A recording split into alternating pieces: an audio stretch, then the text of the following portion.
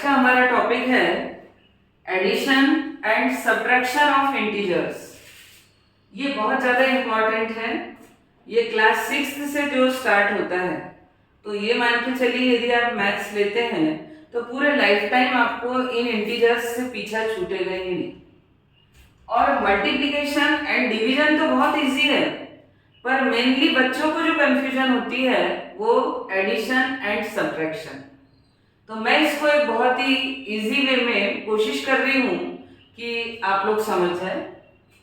जैसे सबसे पहले हम रूल पढ़ रहे हैं, हम बचपन से जो एडिशन करते आ रहे हैं।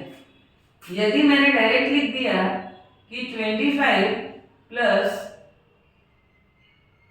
13, तो हमें कोई भी प्रॉब्लम नहीं होता जब तक हम इंटीजर्स नहीं समझते हैं कि 25 प्लस 13, तो ये हो गया हमारे पास 38। 5 प्लस 3 8, 2 and 1 3। तो यहाँ both the integers are positive, दोनों इंटीजर्स पॉजिटिव है, तो सीधा सीधा प्लस कर दिया, कोई दिक्कत नहीं।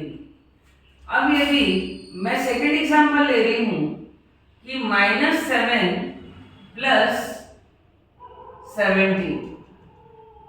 अब ऐसी कंडीशन में भी या तो बच्चे 17 - 7 कर देते हैं और सीधा लिख देते हैं, या फिर दोनों को कुछ भी ऑपरेट कर देते हैं। लेकिन अब यहाँ आप देखिए कि फर्स्ट इंटीजर जो है वो नेगेटिव है, सेकेंड इंटीजर हमारा पॉजिटिव है। तो हमारा रूल है कि यदि first integer negative, second integer positive and find their सम।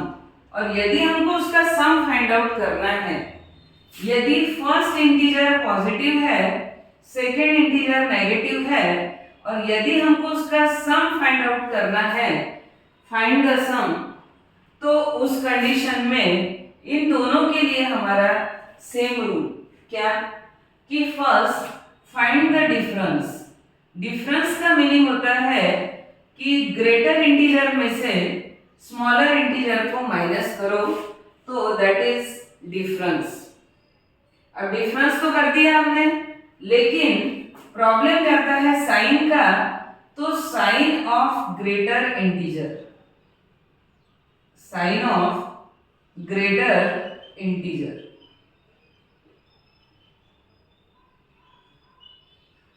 अब इसका क्या मीनिंग है? जब प्रैक्टिकली हम इसको करेंगे तो ये रूल बहुत इजी लगेगा कि एक है हमारे पास इंटीजर नेगेटिव, एक इंटीजर है पॉजिटिव। यदि ऐसी कंडीशन में जैसे मैंने रूल बताया कि फाइंड द डिफरेंस, पहले इनका डिफरेंस निकाल लो, और डिफरेंस का मीनिंग है ग्रेटर में से स्मॉलर को माइनस करो। तो 17 - 7, तो ये हो गया हमारे पास 10। And sign of greater integer, इन दोनों में से जो इंटीजर ग्रेटर है उसका साइन, तो 17 का साइन है प्लस, तो ये हुआ +10, और प्लस साइन को हम जनरली लिखते नहीं है। तो ये हमारे पास हुआ सेकेंड रूल। थर्ड इसका जस्ट अपोजिट, जैसा कि अभी मैंने आपको बताया कि ये तो हम सालों से पढ़ते आ रहे हैं कि यदि मैंने लिख दिया 100 - 50, उस समय जब हमको ये पता ही नहीं था कि इंटीजर क्या होता है, तो ये पॉजिटिव है और ये नेगेटिव है, ये कोई रूल हमारे दिमाग में ही नहीं था, तो हम डायरेक्ट माइनस करते थे कि 100 - 50, ये हो गया हमारे पास 50, तो ये हो गया आंसर। क्योंकि ये पॉजिटिव है, ये नेगेटिव है, ये कुछ पता नहीं था, ग्रेटर वैल्यू में से स्मॉलर वैल्यू को हम माइनस कर रहे थे और हमारा आंसर आ जा रहा था। तो सेकेंड रूल ये। अब फोर्थ नंबर पे यदि हम देखें कि -23 - 36, अब क्या करें? Both the integers are negative. अब दोनों इंटीजर्स नेगेटिव है, तो सबसे पहला काम तो ये कर दो कि इनके बीच में एडिशन और सब्ट्रैक्शन है, तो सीधे सीधे माइनस साइन तो पहले लिखो, क्योंकि both the integers are negative. दोनों इंटीजर्स यदि नेगेटिव है तो तो माइनस साइन तो 100% आएगा ही, लेकिन कभी भी डिजिट्स का सम होगा।